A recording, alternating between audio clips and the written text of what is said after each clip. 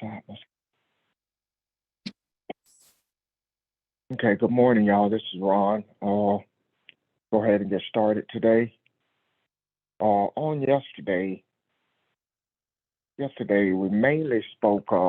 Pastor had some messages for us, uh, and we spoke from the question, what some of the things that Jesus said, excuse me, on the cross, and one of them was the question he was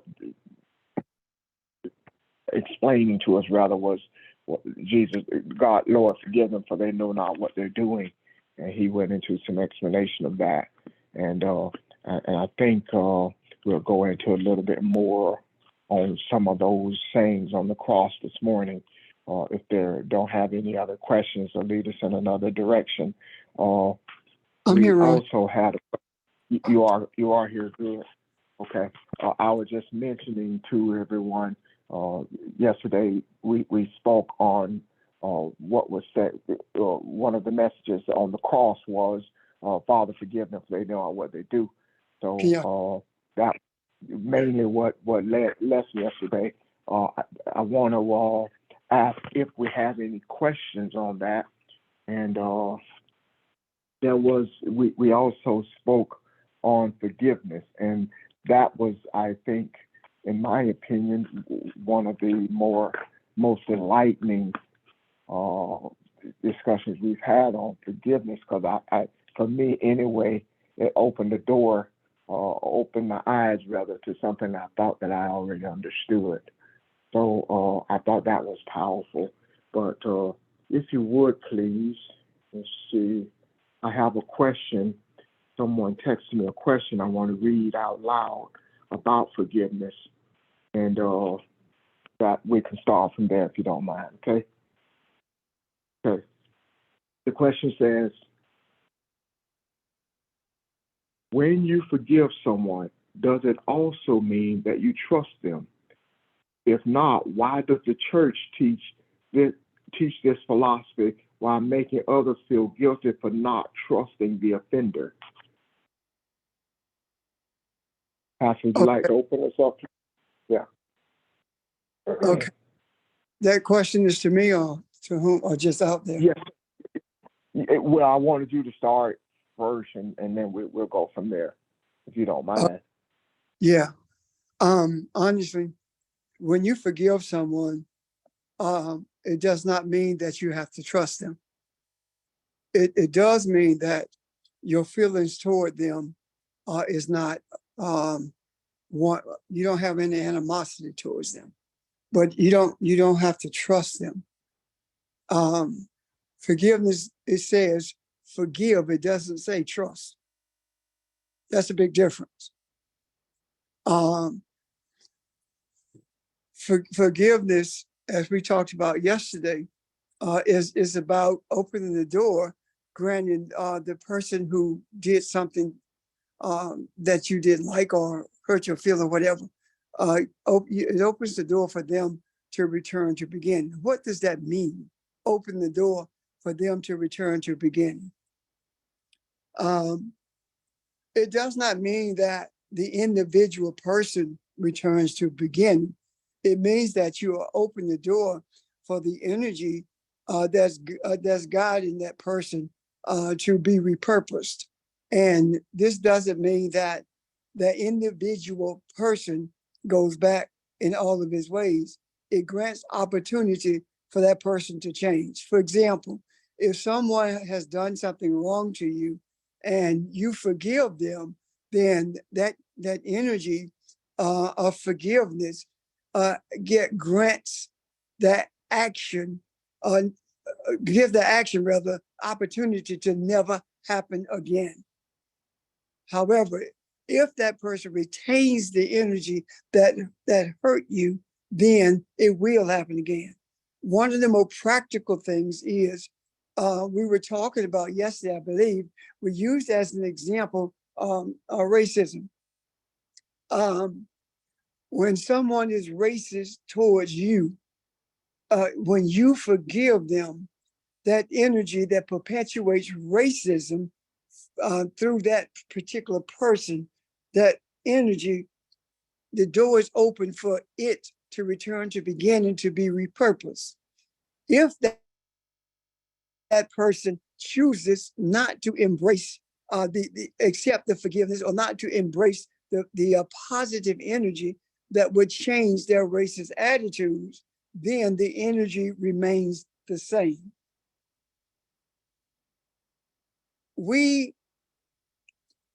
So then,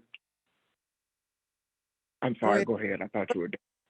Well, I was going to ask you that. So the offender is the only one that can repurpose the energy? Yes, because the offender is the perpetrator. It's like, if you are racist, I can't stop you from being racist. You have to stop yourself. So how do you stop yourself? By repurposing the energy. What does that look like? You begin to see everyone as you see yourself.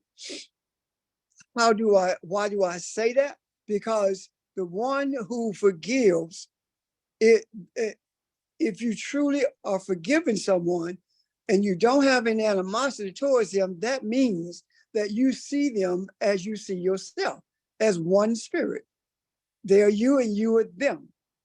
And you cannot judge them by the act, or judge them by what they said. So the offender is not to be judged by their action. Why? Because Jesus says they don't know what they're doing. They do not understand what they are creating. And when you are racist and you don't understand what you're creating, what you have done is created pain and agony for all of those around you. You have become a problem for society itself. Does that make sense? Yes. Thank you. So you're welcome. Thank you. So when we talk about that, if we look around us, we are beginning to see, we're beginning to see the work of forgiveness. When we started talking about racism, one of the first things we said was the racism is not our problem. Racism is the problem of the races. Just like all of the other isms, that's not our problem, because we cannot stop people from being whatever. Our obligation is to put the truth in the macro, granting opportunity for them to embrace it. So when we talk about putting something in the macro, what we are actually doing is putting it in a space where it is available to everyone. So what happens, they began to process what they're doing or saying, and the messages that we are putting in the macro comes to them. May not come in the words that we speak them, but they speak it rather, but it does come. So some of the ways, some of the things rather that I see manifesting. One of the manifestations of forgiveness for racism is is the curriculum in Florida, where they talk about not that slavery was a benefit for African. That is a definite offshoot of our forgiving racism. That had to be done. And the reason that had to be done is because what happened as a result of it? It opened people's minds to slavery itself. If they had talked about slavery was an awful thing, and that was all they said about it, this discussion that's taking place now about slavery will not be taking place. However, if the opposite is spoken and someone says it was a good thing, now you've opened debate to that, and people are open. And what are they saying? That is crazy. That's ludicrous. Even Tim Scott is talking about there's no silver lining in slavery. That it was about the mutilation of bodies and the rape of wives. So that never would have been said if the curriculum had not been changed in Florida. And not only that, but we also see a huge amount of African women in prominent places now than what we saw in the past. If you notice, not just the news, but notice how you move about and how you see groups of African women in restaurants encouraging each other, uplifting each other. You didn't see that 10, 15 years ago. It happened, but it wasn't happening on the scale that is happening now. And all of this is because of forgiving racism. When we forgive racism, even though there are those who will remain racist, the dominant attitude in society begins to transform.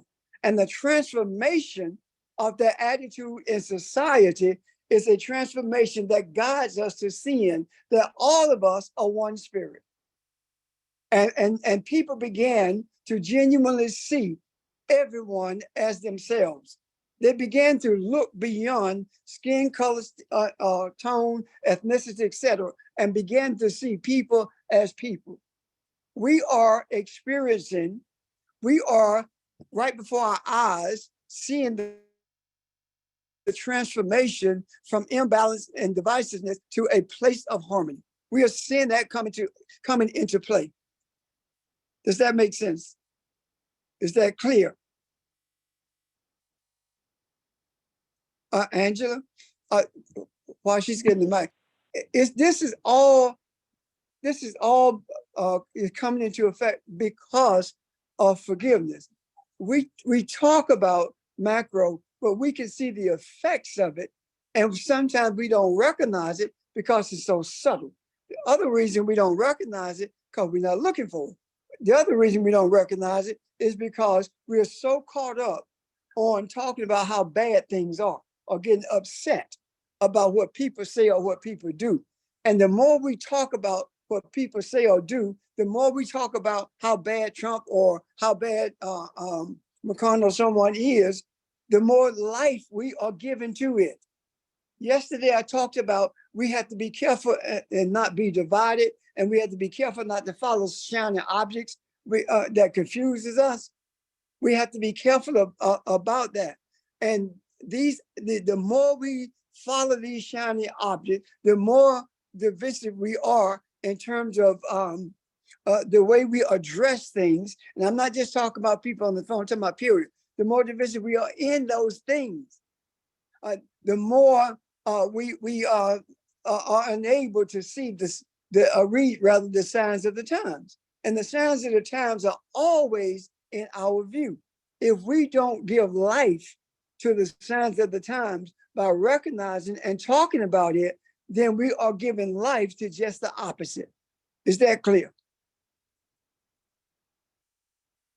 I have two questions. The first question is, Speak up, please. Speak up, please. Okay. The first question is, when we're forgiving somebody and if somebody wronged us, do we have the right to just like say, well, I'm sending conviction, I want that person to feel guilty for what they do. Do we have a right to send that energy to them so that help them recognize, what they did wrong? No, You you don't have a right to do that. Why?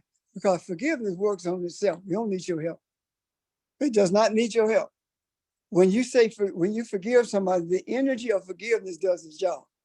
Now, someone asked a question yesterday about the death of which I was speaking in reference to, I think it was Mitch McConnell. But anyway, and my response to that was, whether or not the question rather was whether or not they're going to die physical death or be removed from the authority or the power that they have. And my response to that was, I would rather them have a physical death. Why? Because I don't want them to suffer. I don't want Mitch McConnell to suffer. If he is just taken out of power, he is going to suffer in agony because he will be angry because he doesn't have the power, and all of those things that he wanted to put into action, he won't be able to do them. If he exits his body, then he doesn't have to endure that agony. He does not have to regret losing his power. You understand what I'm saying? So this whole thing about forgiveness is saying that you cannot judge Mitch McConnell by his actions. Jesus said, do not judge them by their action. Forgive them. Don't judge them by their action because they don't know what they are creating. They don't know what they're bringing into fruition. If they knew what they were bringing, what they were creating, they would not have done it. If they knew who they were crucifying, they would not have done it. Are you following me? Can I ask a question before you move on? Yes. If he's taken out of power, though, wouldn't that give him an opportunity to change? Wouldn't those give him opportunity to mull over everything that got him to that point, to that place? It would give him that opportunity. Yes, it would. But if history serves us correctly, we will see that they don't necessarily move in that direction, because there are people around them who are still talking to them about what they did when they were in power, and being out of power does not mean you don't have power. You might not have the power of being the leader of the Republicans in the Senate, but you still have influence on the outside. For example, someone did something to me some years ago. I didn't understand things the way I do now. And this person wanted to be a policeman. And I said to that person, you will never be a policeman as long as you live. And I made one phone call, and that ended his career. So I'm not in power in Congress, but I had that kind of influence to do that. And what they did to me was not something frivolous either. It was very serious what happened. And my concern was, if they were a policeman, they were going to do the same thing to other people. So, and in doing that, it never happened. They never became a policeman again. Does that help you, Ron? Yes, thank you. You're welcome, sir. Now, it sounds like there may be something on the heels of that. A question, Ron? No, I'm just thinking it over. Well, yeah, I'm just, yeah, go ahead. I'm good for now. Hey, Okay. Good morning. Good morning, everyone. Based upon the question that Angela or Angie asked about Wait a minute, George. Before Ron spoke, Angie was getting ready to ask her other question. I'm sorry. Oh, forgive me, Angie. The question was, when Jesus said, forgive them for they know not what they do, that's not saying that they don't know right from wrong, or does it mean that they're not thinking clearly in the decisions that they're making? Everyone knows right from wrong. Everyone. If people did not know right from wrong, why would you have to teach a child to be a racist? So everyone knows right from wrong.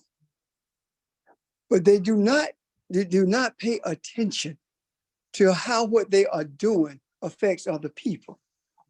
And they don't care how it affects other people. So they know right from wrong. They just don't care. There is not one person on the face of this earth who's in any kind of position of authority who do not understand that racism and misogyny they are wrong. That castigating or that condemning homosexuals, the LGBTQ community is wrong. All of them know that. Every one of them know that. But they have chosen to consolidate power based on demonizing other people. So Jesus is saying they do not have a clue as to what they are creating. They don't see the problem that they're creating for everyone. Because keep in mind also that even those who are not racist have racist tendencies because of how the country functions. And it is a struggle to get to a place where it doesn't exist in them and their attitudes. But that does not happen through diversity training. That doesn't do it. It happens when people are spiritually aware of the essence that they were created in. When they embrace the reality that they were created in the essence of Elohim, then attitudes began to shift. That help. This is Ron. I agree with everything you said. I think, and I'm probably going to say the same thing in a different way. The question is a lot deeper than that too. As we look at the difference between religion and searching for truth, we have seen things in the scriptures that religion can't see, that it is blind to. And we talk about those things. Recently, you and I were talking about Cain and Abel, all the visits we take to Genesis because we uncover something else. Religion can't see that, and nor can men see, as you have stated, what they do, what they have created or what they're creating when they make those decisions. Although it is different between right and wrong, the depth of it is unseen. And I've also come to appreciate that more when we have these monthly conversations with California. Some of the things that I hear some of them say, well, I never seen it that way. I never looked at it that way. And I'm thinking, how can you not? So by staying in your place of unknowing, I guess, religious attitudes, it closes your eyes, it makes you blind, and it makes you insensitive even to the plight of others. So it's not just a matter of right and wrong, it's just the insensitivity to it. It makes them blind to see other people and to appreciate other people. And I think we say the same thing. I'm just saying it a little differently, but thank you. Yeah, you are. And the main thing that blinds people to that is they won't do an introspection. And if I say that, well, what you said is racist, then they are offended. They become defensive and tell me that it is not a racist statement. Well, how can you tell me it's not a racist statement when you have never experienced racism?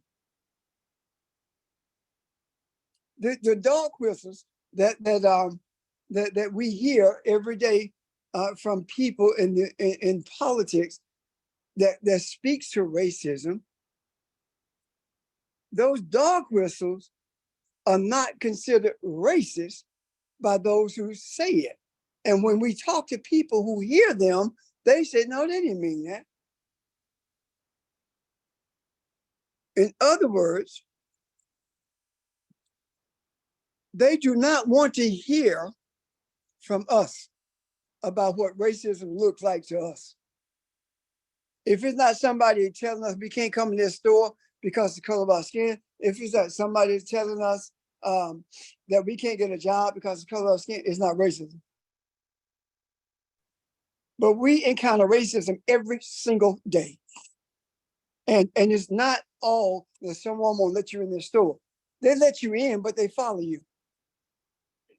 You know, you go to apply for a job and they tell you that the position has been filled. I'm sorry, we filled it yesterday. And then you find out later they filled it the same day that you came in after you left. And they didn't even give you an interview. Those kinds of things, in addition to others, of course. Anyway, are there any questions before I go to George? Or comments, rather? Okay, George. Hey, good morning, everyone. Based upon the question that Angela asked about trust, in certain situations, I trust people to be who they are. What I mean by that is, If a person is stingy, I trust that person to be stingy. If a person is frugal, I trust that individual. That George, hold, doesn't mean George, hold 1 second. Hold 1 second. Her question was not about whether you trust somebody to be who they are. Her question was, the question was, do you, when you forgive someone, does that mean you have to trust them? That's what the question was. The question had nothing to do with trusting people to be who they are. Because whether you trust them to be who they are or not, that's who they're going to be. The only thing you do is when they show you who they are, believe it. oh, and Reverend Richard, that's correct. And it's just that when she asked that question, that's how I looked at trust. However, in the situation of forgiveness, the times that I've heard this topic of forgiveness, I always hear it from an aspect of when somebody has done someone else. I don't necessarily hear too much forgiveness by way of conversation and such and such has done somebody wrong and they went and got forgiveness. Um, and that's just real intriguing to me about forgiveness that we're more comfortable in talking about when people wrong us and we're not comfortable in situations, or at least some of us are not comfortable in situations when we wronged the situation. So uh just wanted to ask anyone, why are we so comfortable in talking about when people wrong us or do an infraction in us? And why do we not give the same energy toward forgiveness for those of us, including myself, that I did wrong or you have done wrong? Why are we not comfortable in that? Thank you. I do think we are. First of all, Jesus says also, if you don't forgive those who offend you, your Father in heaven will not forgive you. So Jesus is actually saying, if you don't open the door for someone to repurpose the energy, the offensive energy that they directed towards you, then your Father will not do the same for you. So you will be in the same boat. Now, if I did something to someone, if I offended someone and they did not know, I did not know I offended them, then I cannot seek forgiveness because I didn't know it. However, on this phone, even in regards to you, I have apologized for things that I have said that I felt was out of line. And I will continue to do that, make that apology. When I say I apologize, I'm sorry I did that, then it's up to you to decide whether or not you are going to forgive me. Now, and again, if I did not know it was offensive, I cannot apologize because I didn't know. But if you bring it to my attention, I am obligated to do that. Now, the other part of that is this. Even though there were things that I apologized for on when the group was together on this line, I could very well have apologized one-on-one, but I did not say it one-on-one. I said it in the presence of everyone who was on the phone. So it is incumbent upon me to go to the same venue if it's available to me and express my sorrow or to apologize for what I've done. Is that clear? Any questions? Yes, sir. Okay. Thank you. Any questions or comments? It's Ron again. I want to say what I heard yesterday, and it wasn't said in these words, but take racism for example. Racism is an energy, and whether or not I've experienced it one-on-one or whether or not I experienced it as a person of color, uh, and as a group thing that affects me culturally and my family and all people of color. Well, if I can wrap my mind around that, the power to say that I forgive you for racism, what I understand it to be now is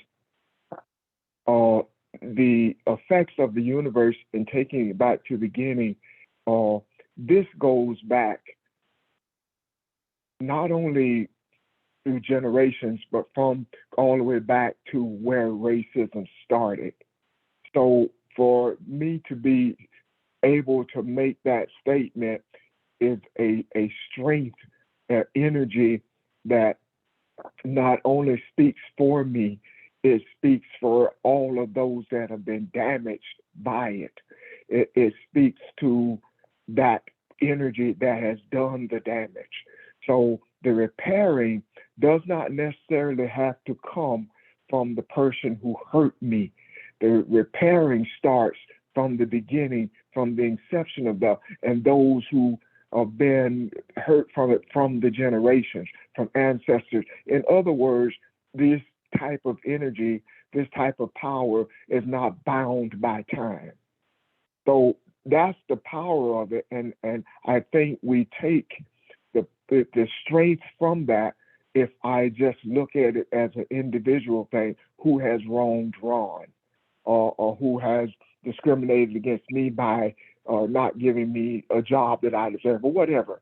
But if I look at the position that I'm in and understanding that you have enlightenment that others may not be privileged to at this time, how much more can you put into motion rather, other than just looking at it from an individual perspective? So that was the enlightenment that I got yesterday. That was an aha moment that I thought was worth repeating, or at least filling in today. And if somebody see that a little different or can clear it up a little more, I would appreciate it. Anyone want to speak to that?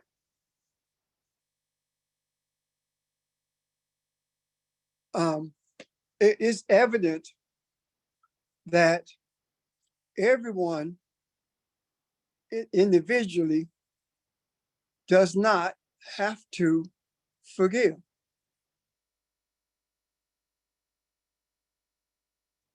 What do I mean by that? I'm talking about when we talk about blanket forgiveness for racism, I'm not talking about individual infractions. I'm talking about infractions that affect humanity. When we step into this place where we desire to bring harmony to humanity, and our journey started in search of truth.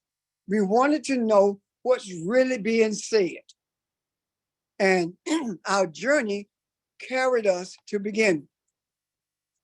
And that beginning that our journey carried us to was a deep desire to understand what was the Hebrew and Aramaic really saying when these words were written or uttered. What's in these letters that captures the energy that was spoken or written during that period? When we embarked on this journey, it was never a journey for us. It was always a journey for humanity.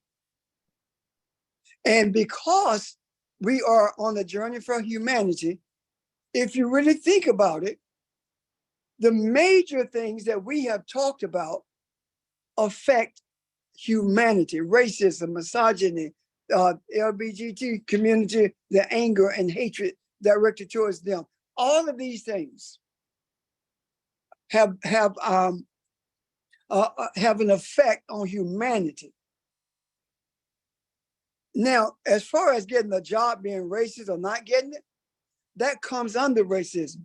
As far as not getting the job because you are a lesbian, that comes under the LGBT community. All these things, these isms come under these heads, if you understand what I'm saying. So when we talk about, I'm sorry, as we traveled this journey, we started seeing something. We started seeing that with the truth as we were seeing it, we have to do the things that Jesus did. And that is speak and speak on behalf of humanity and not individually us or a group of us. So when we say that racism is not our issue and we must forgive those who have been racist towards us, this includes if your granddaddy was lynched, you have to forgive the one who did the lynching because he had no concept or care as to how it was going to affect you and those others around him. So what I'm saying in essence is this: everything that we talk about as far as forgiveness is concerned, and everything else for that matter, is a forgiveness that we are seeking for all of the things, all of the infractions, all the offensive that has been directed at humanity, period. That's what we are, that's our goal. And without that desire, you will not be able to read the signs of the times. And if we are so caught up in our anger and being upset about what's going on and always talking about it, it's difficult for you to read the signs of the time because you are blinded by the confusion that is purposely or unpurposely presented in our midst. We cannot focus on on someone who's trying to make an attempt to divide us or to divide our humanity. We can't focus on that. Our focus has to always be on the positivity of the message, of the mission. And the positivity of it is not being focused on who did it, neither are we focused on what happened. We are focused on forgiveness. Whatever took place, we are focused on forgiveness. And with our focus on forgiveness, not only are we able to open the door for those who created the offenses to be delivered by virtue of seeing the essence of what they've done. But guess what else? We've also opened the door for us to return to beginning. By forgiving, you open the door for that person to return to beginning. When Jesus said, if you don't forgive, you won't be forgiven, you are opening the door for you also to return to beginning. And if you are forgiving someone, and with all sincerity, you are doing that, now you have opportunity to see even more light than you have experienced in the past. Because that you are doing what you are supposed to do. You are bringing light to humanity by virtue of forgiving. One of the most powerful things that we will ever do is forgive. And I have worked with people who sought forgiveness for having abortion, a whole lot of other things. Even a person who was in prison for something I don't even want to discuss.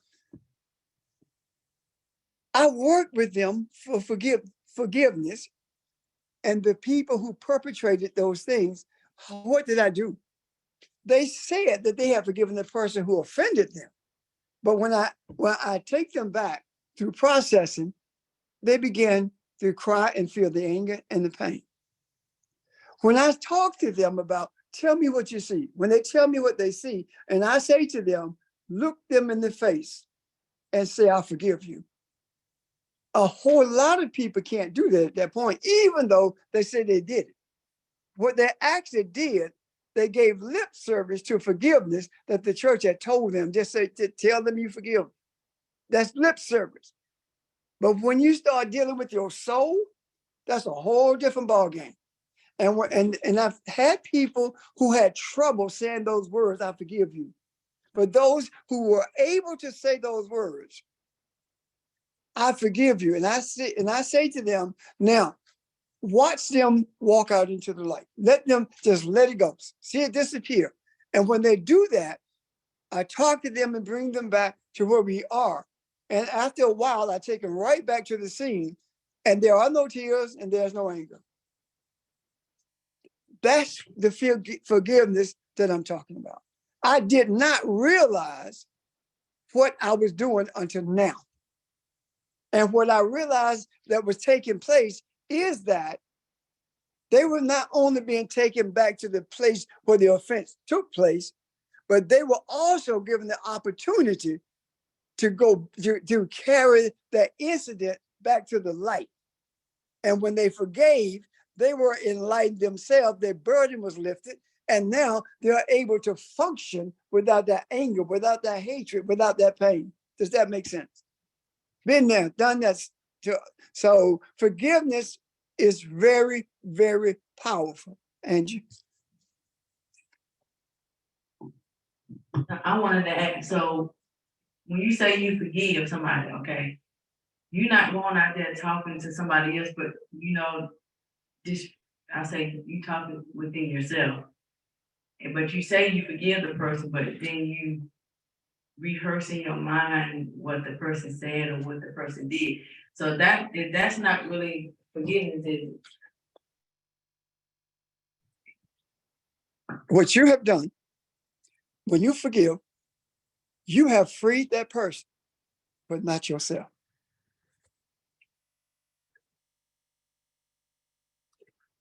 Forgiveness does not leave you with pain. Forgiveness shows you how to work through that pain. Forgiveness doesn't leave you with bitterness. Forgiveness shows you how to work through that. You won't rehearse it in your mind, because forgiveness says, why are you rehearsing this? Why are you playing this back in your mind when you have forgiven? That's when you are learning how to forgive.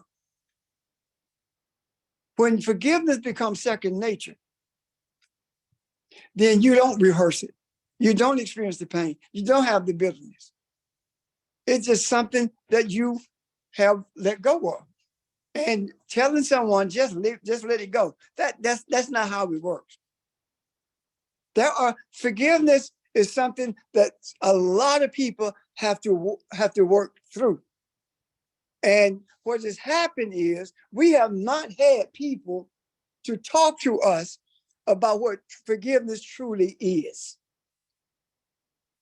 And to say that I will forgive you, but I won't forget you.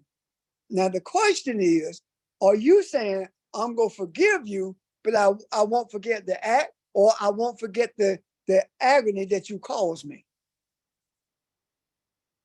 And not forgetting and saying that I won't forget is saying that I'm always remember what you did to me. But you, come on. With animosity, I don't want to be around that person anymore because I forgave them, but I can't deal with them. You don't have to be around them. But how do you feel internally? Are you still angry? Are you still upset? Have you risen above that? If not, you need to deal with yourself. And you need to talk to yourself about that. I cannot force you to release the energy of anger towards anyone. You have to do that. I've had people to tell me, I don't want to forgive them. So why did you say it in the first place? I thought I had, but now that I see it, I don't want to do it. How many times do we experience that during the course of our life and the offenses that we not as individuals face and the offenses of humanity? Now, if you cannot forgive as an individual, how can you expect to forgive collectively? If you don't forgive as an individual, your Father will not forgive you. When we do that individually, it's easier for us to do it collectively. Because when we talk about forgiveness, we're not giving lip service to it. We are talking about letting it go, leaving it alone, no matter what you hear on that news, no matter what the media put out there, no matter what DeSantis or anyone else says, it doesn't faze you. It doesn't faze you because you have to realize it's not the man, it's the offense that you are forgiving. And that man, if you hold it against that man, if you hold that offense against that man, what did Jesus say? Do not judge them by the offense that they committed.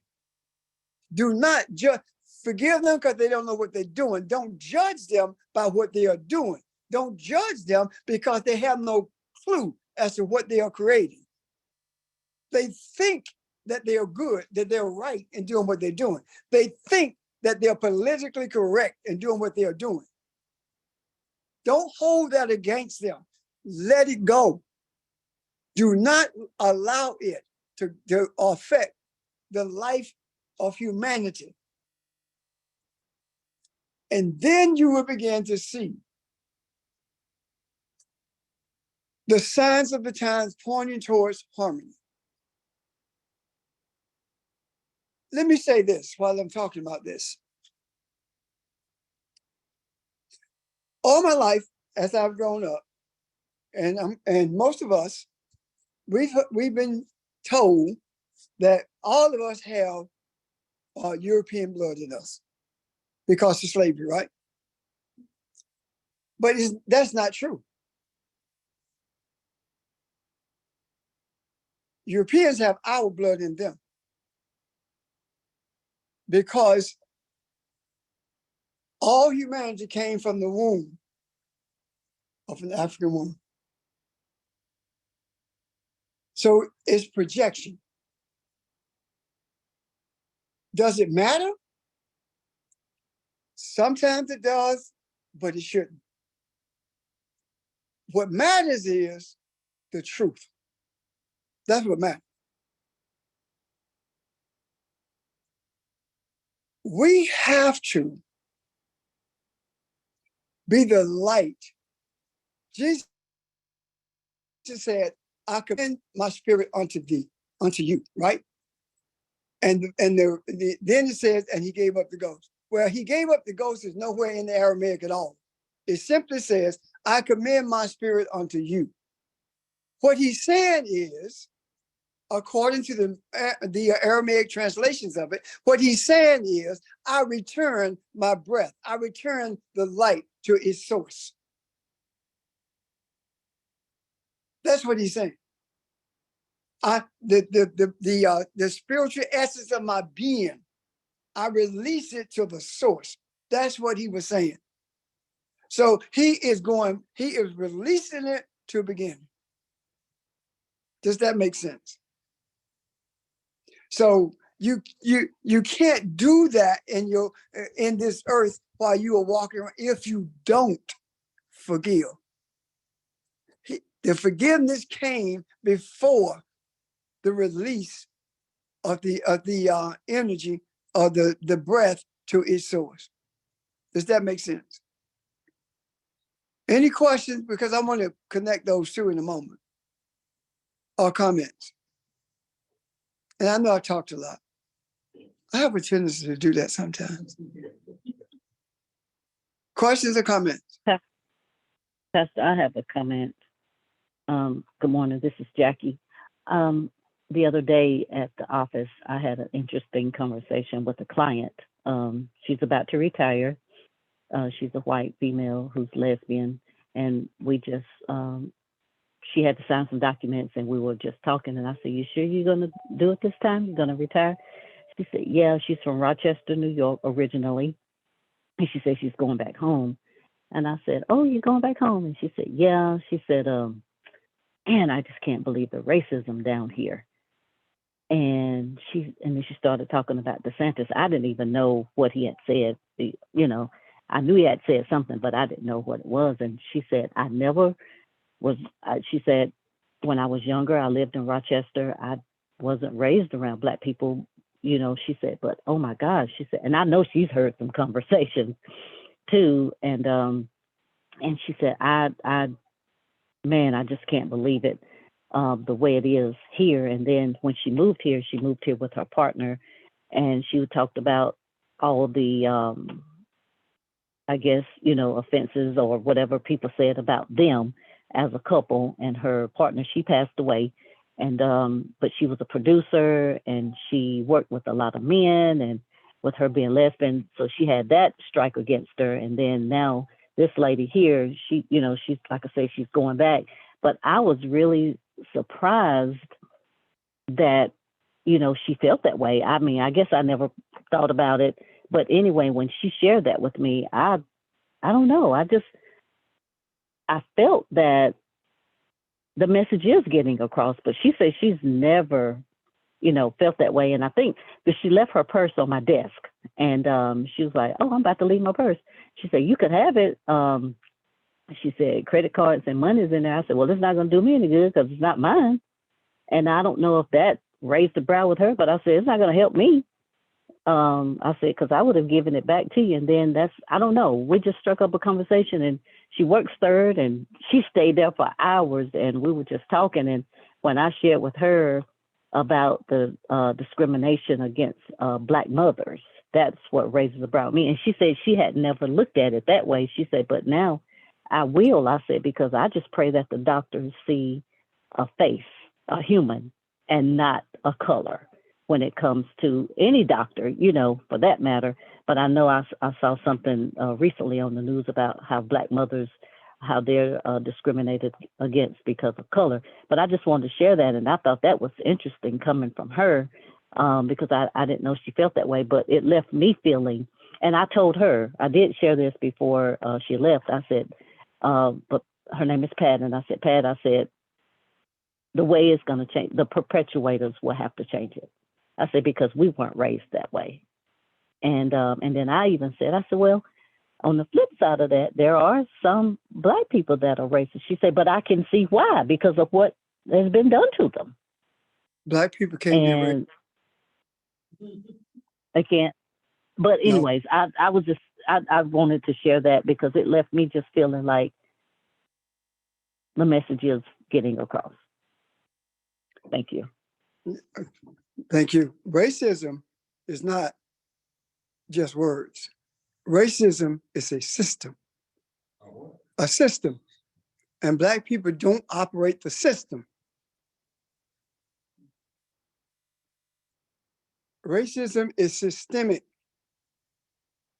If it were not systemic, then the words that people say to you that are racist would not have an effect on your career, on your life.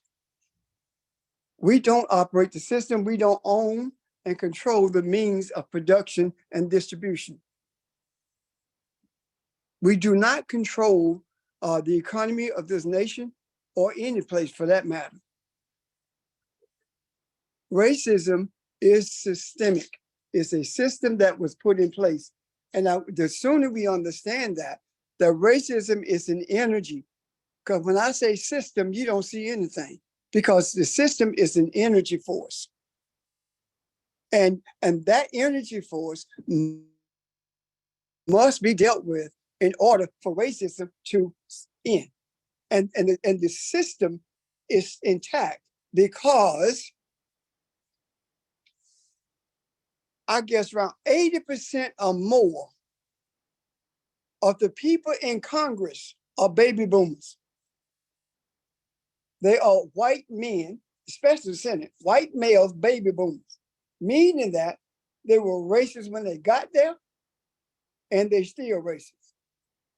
And they will not give up their seats because they have gerrymandered, they have used monetary means to remain regardless of who try to run against them. When they die or change their attitudes, that's when the system changes. Does that make sense, guys? We're talking about a system, not individuals. They perpetuate the system. Now, if there are no questions or comments, I want to tie in. I commend my spirit.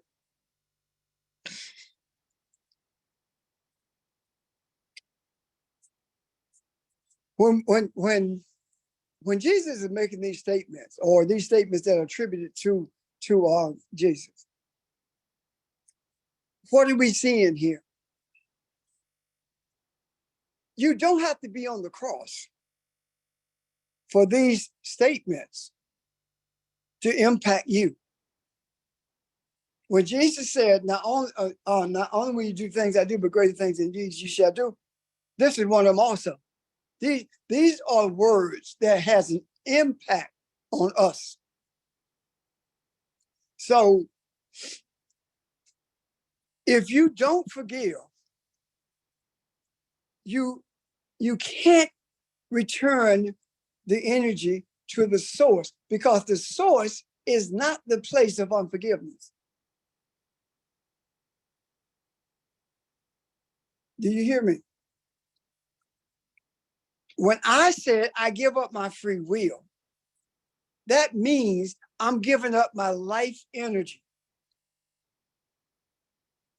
I'm commending it into the hands of the source, my creator. If I don't forgive, there is no place to return it. It stays right here until it is repurposed, because the source is not the source is not unforgiveness. The source says you must forgive. Got it? So a transformation has to take place. We are in this earth for the purpose of transforming the energy that is contrary to what we were created to be. Does that make sense? When we say as above, so is below, what we are actually saying is there must be balance. There has to be harmony. When there is harmony amongst humanity, then that harmony also exists between the source, our creator. Because harmony with humanity is reflective of the harmony that we were created with. Now, why is it that we have so much disharmony? In order for us to be who we were created to be, we must create also. And what we are creating is the space for harmony to exist in the midst of humanity. When I say I commend my spirit, or I give up my free will, I give up my life energy to the source, that means that my deepest desire above everything else is to be as the source is. Whatever the source, whatever my creator desires of this energy that I am willing to do it regardless of the rewards or the consequences. It does not matter. I understand that my body is only here for the express purpose of interacting with people so that we can bring harmony to this earth realm. I don't have a spirit in my body. My body is in my spirit because my spirit is larger than my body. Look at the aura around your body. That's your spirit. It's larger than my body. So my body is housed in spirit. And when I leave this body, when my spirit leaves this body, when I leave this body, it decays. I'm not dead. I am living in the space from which I came. Does that make sense? I am not dead. I'm living in the space from which I came. I am life. And life is an energy source that can focus on being an adversary to what the source, what our creator desires. Or it can desire to be one with our creator. And the objective that we have been given is to bring those along who are adversaries to the energy of life itself. When that happens, we begin to experience life in this earth. It doesn't mean that you don't have problems. It doesn't mean that you don't have to face adversarial circumstances. It does mean that when you face them, you see them as an opportunity to change. And the more we change individually, the more effective we become when bringing humanity to harmony. The greater the harmony is in you as an individual, the more harmony we are able to release into the earth. Meaning that on the 7th day he rested, right? On the 8th day he rested, whatever day he rested. 8th day he rested, yeah. When we rest, we release everything so it can be what it's supposed to be. The energy of understanding truth, we release it through meditation, through desire. Am I confusing or is this clear? Right?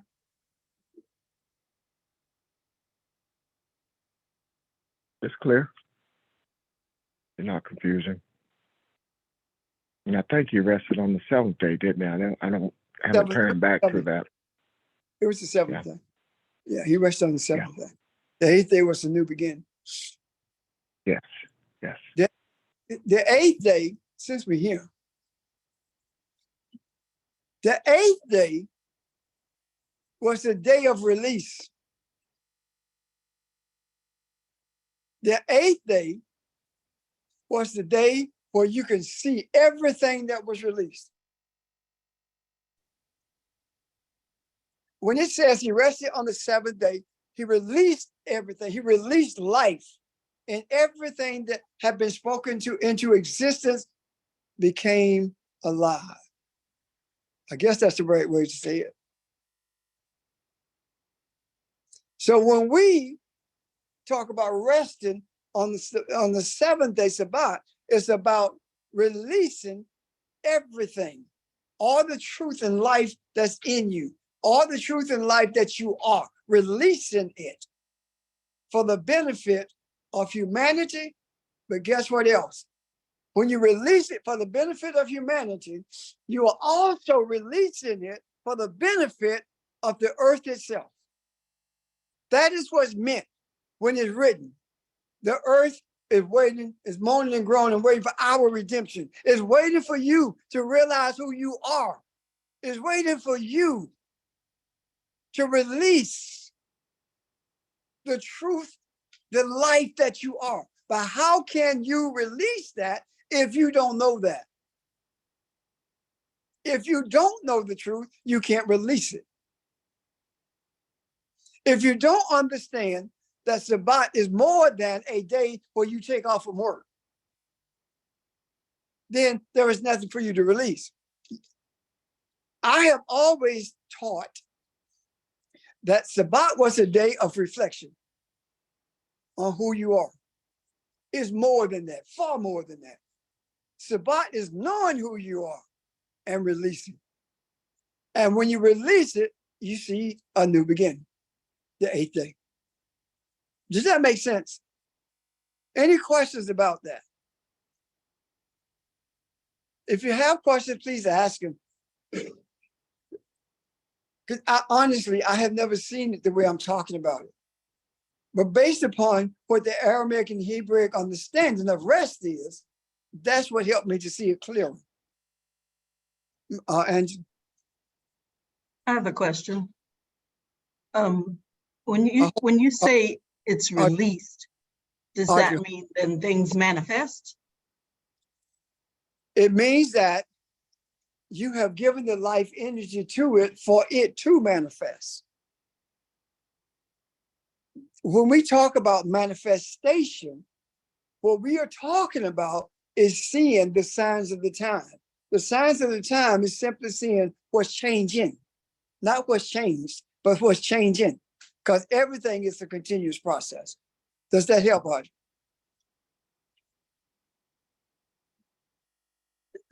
So if once we release, that is the energy that allows things to manifest. Yes. And we see these manifestations. Sorry, I didn't hear you. I said, we see these manifestations. We clearly saw the manifestation of everything being exposed. But we find it more difficult to see the manifestation of what's changing.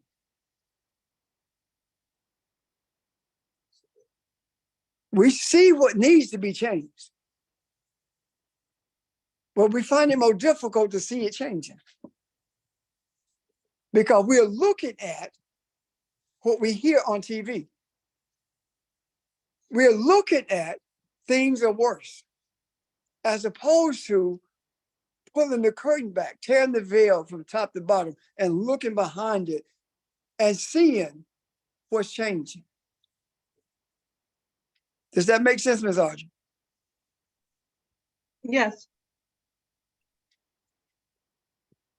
Thank you. I was just gonna ask, when you was talking about the new beginning and us releasing, this can only happen if we're, or does this have anything to do with us being, balanced, balanced energy? It has a lot to do with balance, because that's what we're seeking. If we don't embrace balance ourselves, how can we bring balance to someone else? How would you even know what balance looks like? What does it look like to you? What does it feel like when you're balanced? Do you go off the handle when someone says something to you that you don't like? Do you fly off the handle? Do you argue because someone said something about you? Do you walk around pouting because someone said something about you or did something to you? Or do you release it?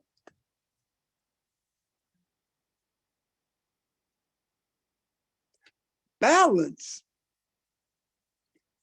It doesn't mean you won't feel the pain. It means it speaks to what will you do with that pain that you experience. Does that make sense? All of us face adversity. All of us do. The question is, how do you handle it? And I want to be the first to tell you that I don't always handle it the way I should when the adversity presents itself with unexpectedly, especially. I don't always do that. When I'm unable to release it, I call and talk with someone. I get help. There are none of us who don't need help. There are things that beset us that we are not able to contend with. Now, let me hasten to say this. If you are the source of that circumstance that you are dealing with, don't be upset when somebody tells you the problem. Don't be upset when someone tells you, listen, you've been going through this for 100 years. Who do you think the issue, or what do you think the issue is? You must deal with this if you want it to end. But you cannot recreate it over and over again so you can be the victim. That makes sense? You can't do that and expect to be balanced. I can't balance you. I don't care how many times you call me, I can help you face things, but I can't balance you. You do that by embracing the reality of what you're facing. And if you do not know how to deal with it, for lack of a better word, then you must, as Kathy said, sit with it, meditate, let things flow through, and don't feel victimized. Don't say, why me? If you don't want it to be you, then who do you want it to be? My child died. Why me, Lord? So whose child you want to die instead of yours? Why me is not a response. Why me is selfish. Why not you? Nothing besets us, nothing comes upon us, rather, that we are not equipped to handle. And when I say we, I don't mean that you can handle it individually. We can handle it. We can deal with it because you are me and I'm you. Make sense? I'm done, unless there are questions or comments. Yeah, this is Ron. Go ahead, whoever's going first. Go ahead. Oh, hello everyone. This is Sheldon. I wanted to add something to the balancing thing, and it was mentioned earlier today in regards to us, in a sense, forgiving only those who oppressed us.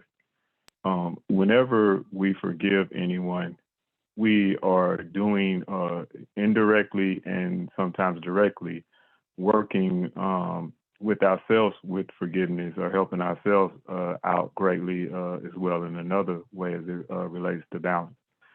So we mentioned that, or we talked about rather yesterday in the day, more so yesterday, about forgiving being restoring one to their original condition, restoring them to beginning, recognizing the higher self of the God, the Elohim that they are, if you will. Well, when it talks about to not judge unless, or you would then be judging yourself. What happens is when you fail to forgive someone and you hold them as being something lesser of a God, if you will, you then hold yourself to the same standard, or we hold ourselves to the same standard, and then indirectly, we're then saying, or also even believing that depending on what we do or do not do, that we are ourselves are unredeemable. And therefore, if we then believe, not even consciously, but subconsciously, that is even possible for us to be unredeemable, we then make it more difficult for us to walk into the Elohim that we have. It makes it more difficult for us to have certain insights and experiences and things like that, because we cut ourselves off, because we have said there are set things that can be done where I cannot be forgiven. This cannot, be excused. So I just wanted to mention that.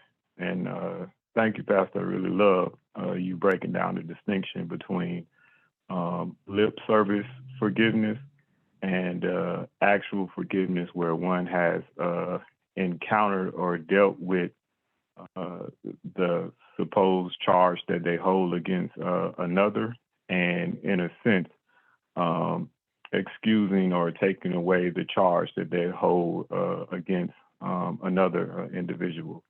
And with that being said, with how we were taught from a religious standpoint to forgive, just to say we forgave or to check that box and move on, and we've done what we've actually needed to do, and actually doing the work that Pastor Richard described. Just because someone forgives face to face doesn't mean that forgiveness has actually taken place. And on the other side, if someone, say for example, has passed or whatever, it's not absolutely required that there be a face-to-face interaction to say that forgiveness has taken place. By no means that means that it should excuse it if it's necessary, but only to say that don't let not being able to be face-to-face with someone not allow you to actually do that work and go through that forgiveness in the same way that Pastor Richard explained that he had done with some people in counseling. I'm done. I'm finished. Thank you. Thank you. No, thank you.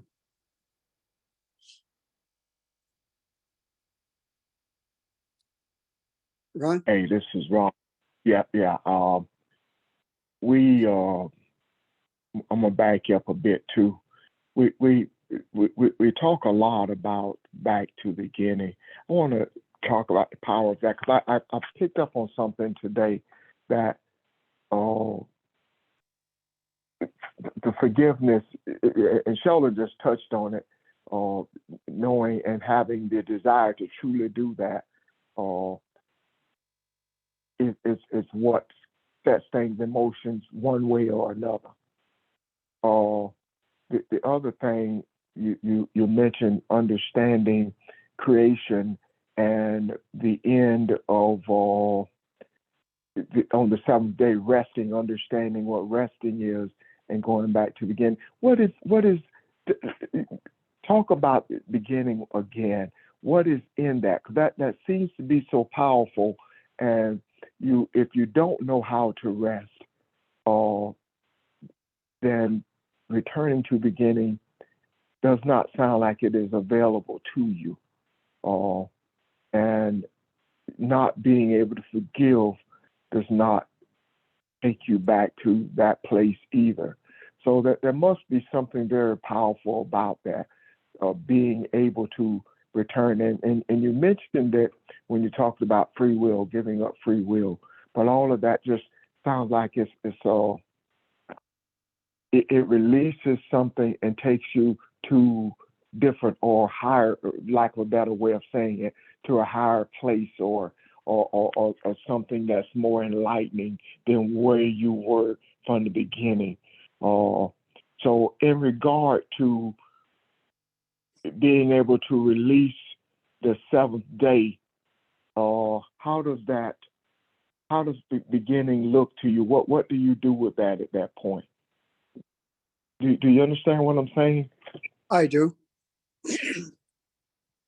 Beginning is enter the source of light. And entering that source of light also means that you are entering a space where darkness exists as well. And that darkness that exists is wisdom or is adversarial to wisdom or adversarial to the truth. You are the one who makes that decision. Example, when I am meditating, I can say me because I don't know what you see when you meditate. When I'm meditating, I sense that I am shrouded in light. And what begins to flow through my mind are those thoughts that are antithetical to my purpose for meditating. I let them flow through my mind. I don't focus on them. What happens is I capture, without even knowing it, the enlightenment of my soul and the understanding of the wisdom that's also in the midst of that darkness. I don't allow the darkness of an adversarial position in terms of thought to linger or to fester or to grow in my mind. If I were to do that, then there is a major shift from the ebb and flow of wisdom and understanding in my soul. Because I am giving life to something that is not life-giving, is not perpetuating enlightenment. I'm giving life to it and allowing it to grow within my mind, which strengthens my mind over my soul. So when I'm talking about beginning, I'm talking about where I am during a meditative state.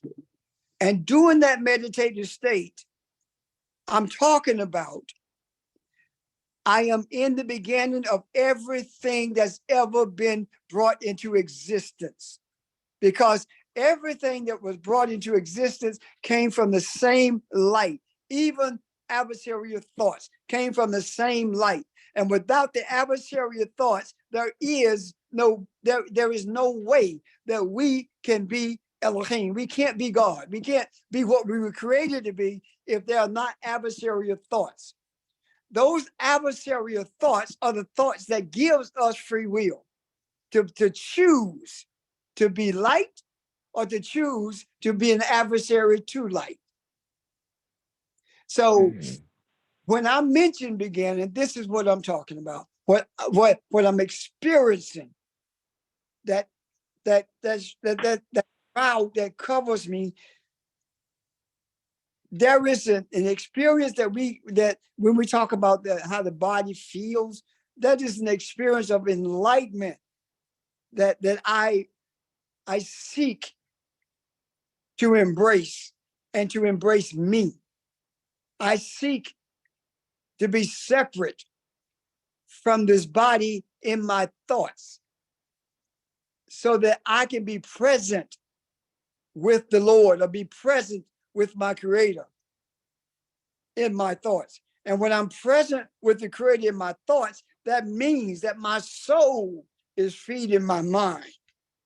And I'm processing based upon the light of all lights, the light of the universe, the wisdom of the universe is processing in me. I can't necessarily tell you what I'm understanding of what I can only tell you what I'm experiencing at that moment. But what it means and looks like, I don't know until we have a conversation or until I'm confronted with something or until I'm teaching. And I began to see things that I've never seen before. And my seeing is my experience. That's the best I can do with it. If there's someone else, please help.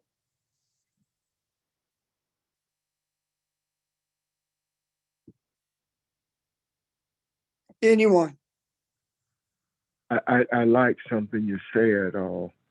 If you all, without adversarial thoughts, there is no free will. That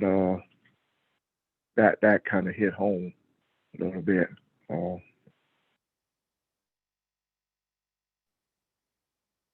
Yeah, See, it made sense. the consciousness of the earth. It says in the beginning, Elohim created the earth, right? And the earth, heavens and the earth without void and without form. We talk about earth as earth consciousness. So if earth consciousness was empty and without form, then it's up to us to form it. Can you see that? Yeah. So how do we form it? By searching for truth. And when we are searching for truth, when we begin to experience that truth, then earth consciousness is being formed and reformed. And our desire is for it to expand, that consciousness to expand to the place where it becomes the consciousness of humanity, or the very opportunity for humanity to embrace that consciousness, that awareness. I'm done, unless there are questions or comments.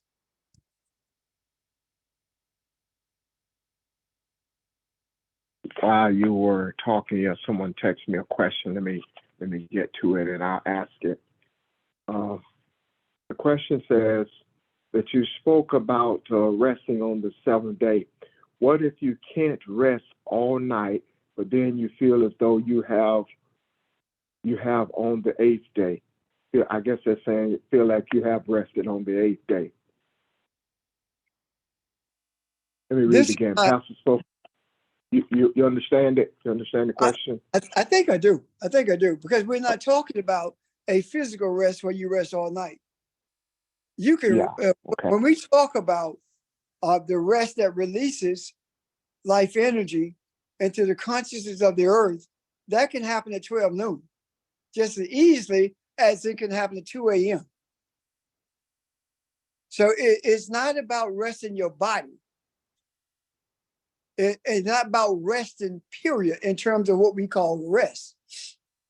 It is about releasing the life energy that you have received. And if we are dependent upon our body's rest, in order for that to happen, for most of us, it's never going to happen.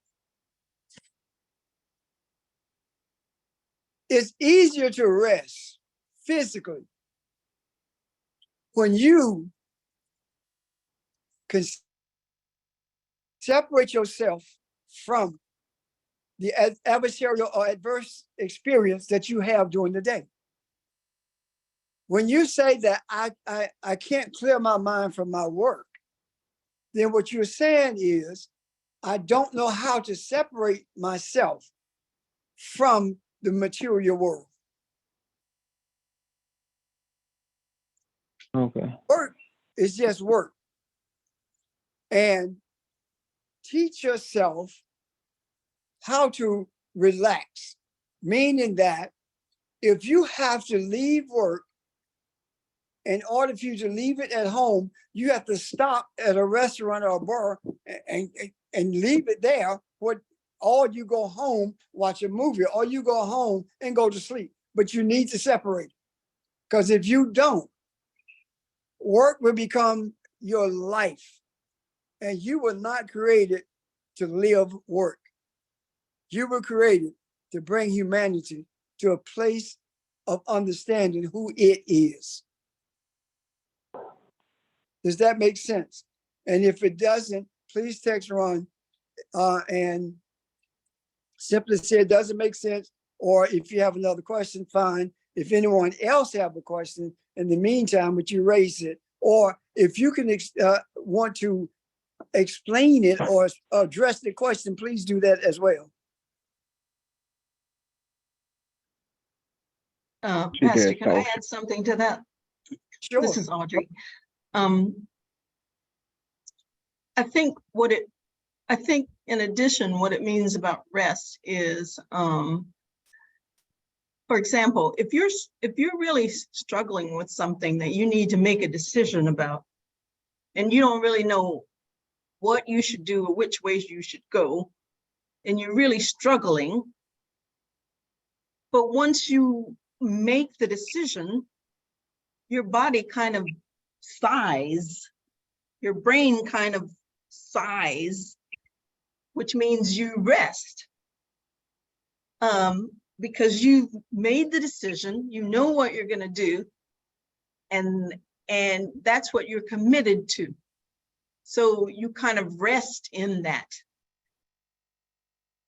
So I think in a way, it also means that you know who you are, you know what needs to be, and once your spiritual self is in control of that, I mean, in terms of, I'm equating it to like having made the decision. Once your spiritual self is in control of that, then you rest in what you know and what you know, basically. You rest in what you know, and you don't question it anymore. You just expect that it will do what it does. Anyway, I hope that's kind of an example of what resting means. Anyway, thanks.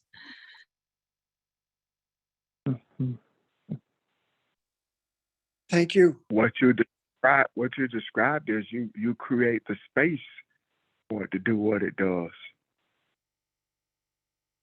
I think we miss that sometimes, what that the effect that we have on that energy. And as you said, I like you talked about your mind vibing with it. It just you create the space for it to happen. Right, and you don't doubt it anymore. You don't question it anymore. You just go with it. This is Vermel. I have a question to Audrey's explanation because it kind of came clearer to me. In that moment of sitting with it, that is a meditation, and that reveals where, once you become comfortable with it, that is your, for lack of a better word, direction.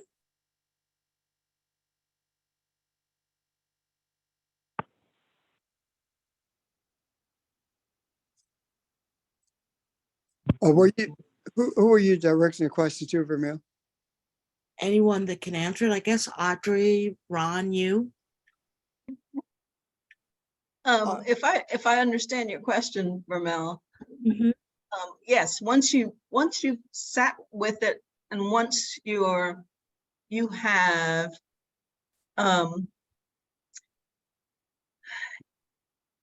once you have allowed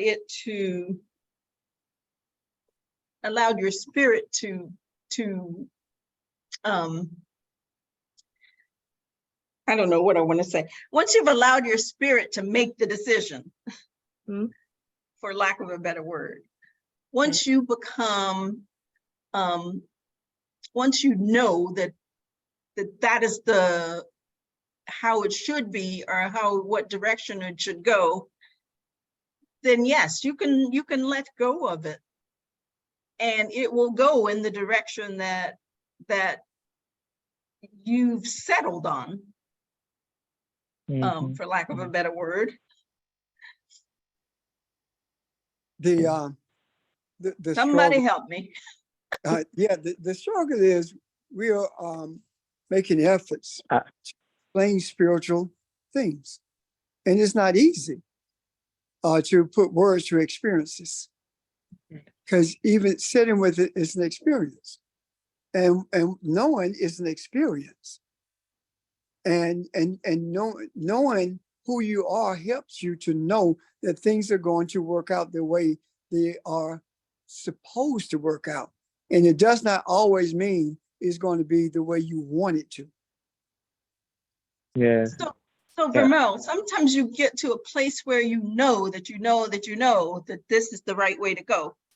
It's that kind of thing. Yeah. But in getting Yeah. to that kind of thing, the meditation is in between. It's not where you try to shape it. It's just where you sit with whatever your struggle is, let those struggles flow through your mind. And then there's, I want to use the word peace, but there's a resolution, a resolve that, okay, I don't know what to do with this, right. but I know who I am, and I know that Uh, the universe has my best interest at heart. Okay. I'm done. So let it go. And Pastor, may I add something to that as well? Sure. Yes. What you're saying as far as sitting with it, what you are actually doing is internally quieting all the voices of doubt, fear, dread, whatever it is that you think may go wrong as a result of what is happening at this particular time. And you're bringing in inside of yourself that balance of saying, I don't know how this is going to work out because I'm not going to shape it, but I trust who I am. I pull from the history that I have with my Creator and knowing that we are one. This has to work for my good, regardless of what it looks like right now. I'm trusting the journey and I'm stepping away from it. And the word you were struggling with, Vermel, peace, that is exactly where you get to. Because when you are in that state of uncertainty, all the doubt and voices in your mind will not allow you to have peace. But when you get to the point where I'm letting it go, I trust who I am. And I trust that this has to work out for my good. And there's something from this journey for me to learn from this, and I'm going to let it go.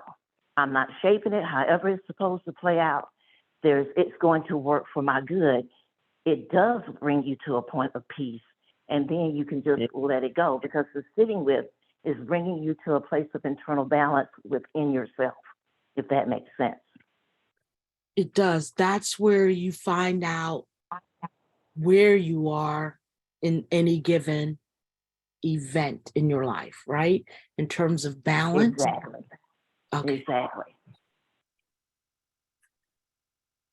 In terms of area where you need to grow. Okay. Thank And you. and that's paradise. This day thou shalt be with me in paradise. This day you will be with me in a place where we can grow. Oh. Yeah. Okay. I think I didn't want to interrupt somebody. I thought I heard somebody else speak. Yeah, I'm Sam. Oh yeah, good morning. I'm sorry. Good evening, everybody. My name is Kevin Johnson. I was recently invited to this group. I was letting y'all have y'all conversation, but I wanted to greet everyone and some a part of the Zoom call. But I didn't want to join into the conversation too early.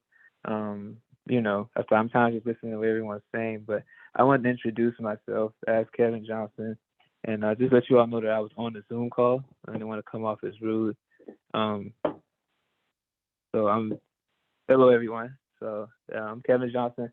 Ronald Johnson is my uncle. So he he invited me to, the study that's going on.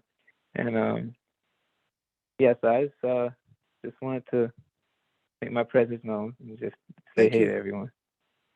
Welcome. Well, Um, Hey, Kevin, Yeah. welcome.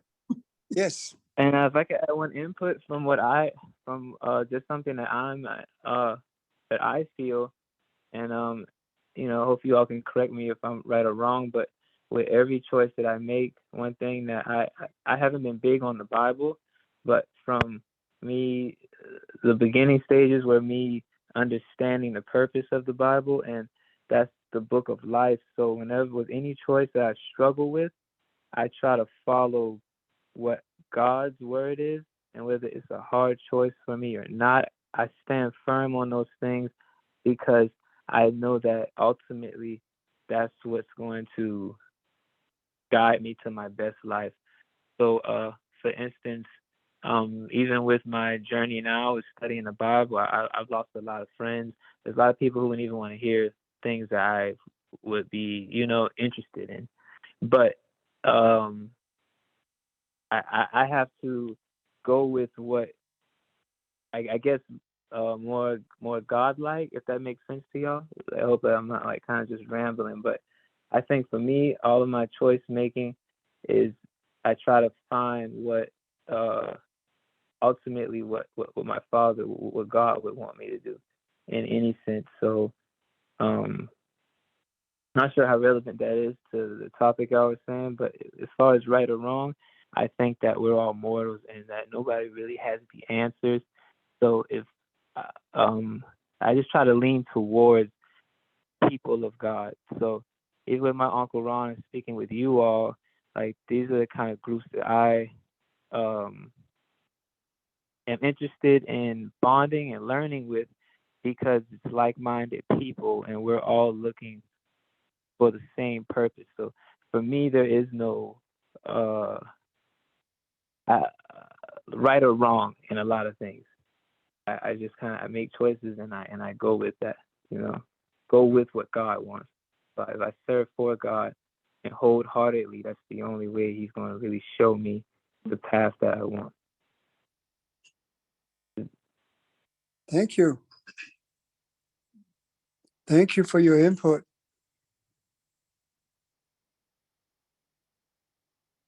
Thank you, sir.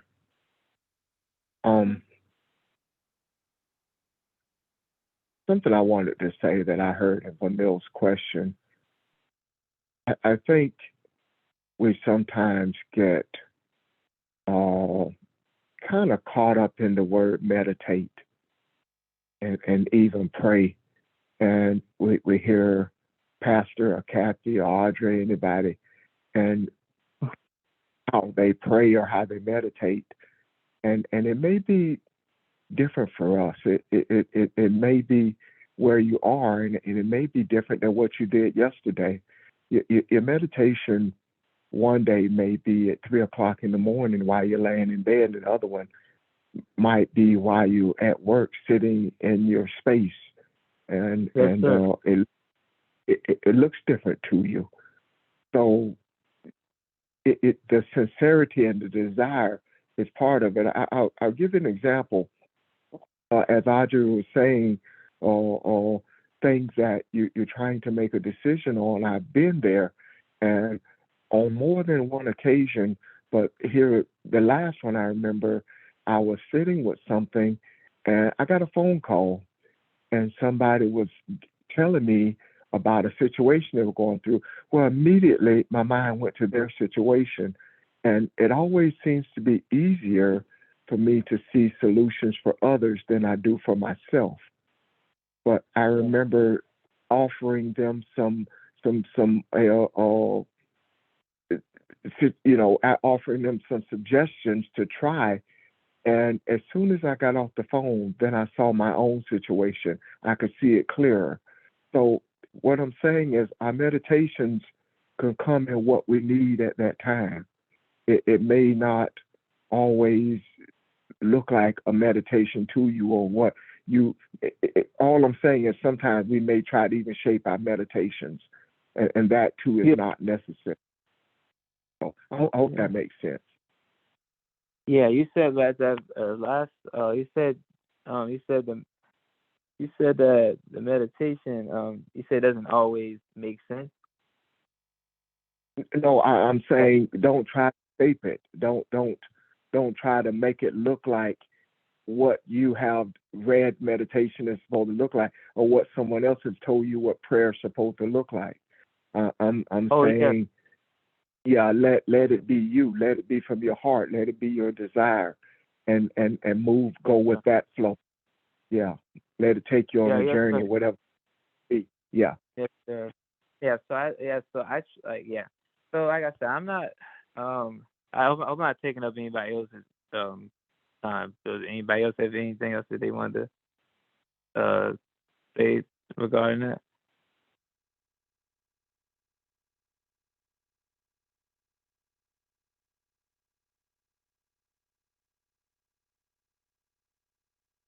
Hello. We're still here. I just saying if anybody else had anything to add, yeah. Okay. Well, yeah. Well, that I guess for me, it's just it's just like I set a foundation. As far as I feel like things that will only benefit you. You know, not having kids before marriage. There's certain things that I feel like if you abide by those things, then you will have a better life for the most aspect. But ultimately, with meditation, I think that nobody else is in anybody else's shoes, but if you have your